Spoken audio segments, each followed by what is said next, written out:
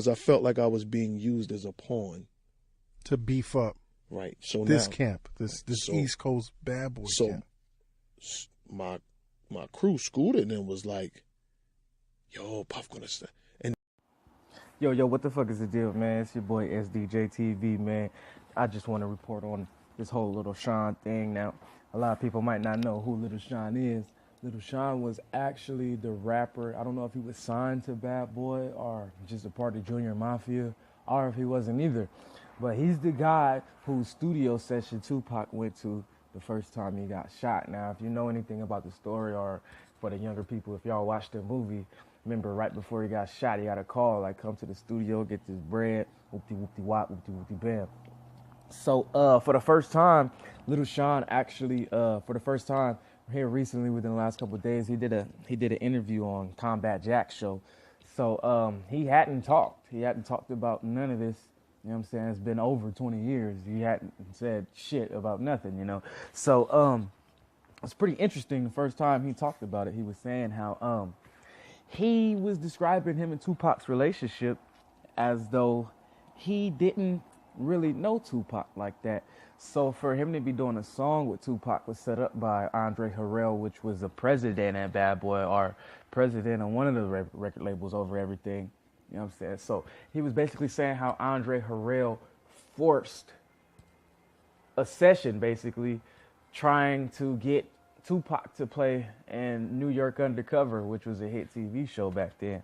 Now, all of this is kind of weird because if you remember, TUPAC always blamed it on Biggie, and he always said that Biggie knew who did it.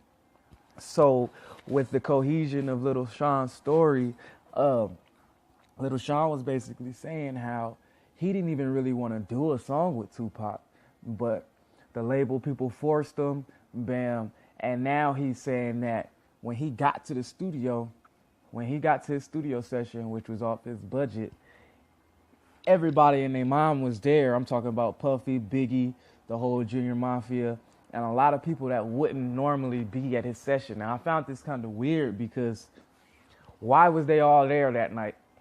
It's footage from that night after TUPAC got shot the first time. He throwing up the middle finger. It's footage. Why were Puffy? Why were Biggie? Why were all of them there? Let Lil Shawn tell it. Usually his studio sessions are empty. A couple guys that he know are empty. Why were those guys there, man? Was TUPAC going to something? Is it a bigger conspiracy? As more time goes on, especially after the movie just came out, it's more information coming. And I just find it interesting. Why were those guys there? You know what I'm saying? Why, what would cause them to be at a Lil Shawn? People don't even know who Lil Shawn is. I don't even know who the fuck Lil Shawn is. What single do Lil Shawn got? What song did Lil Shawn got? Like, who was Lil Shawn? Why was all these people at the studio session? Did they know what was going to happen to TUPAC?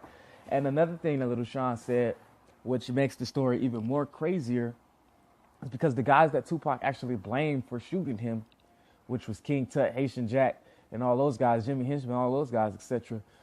Why would Lil Shawn defend these guys? In his interview recently with Combat Jack, he defended these guys. Like, these guys wouldn't do it. These guys weren't that type of people.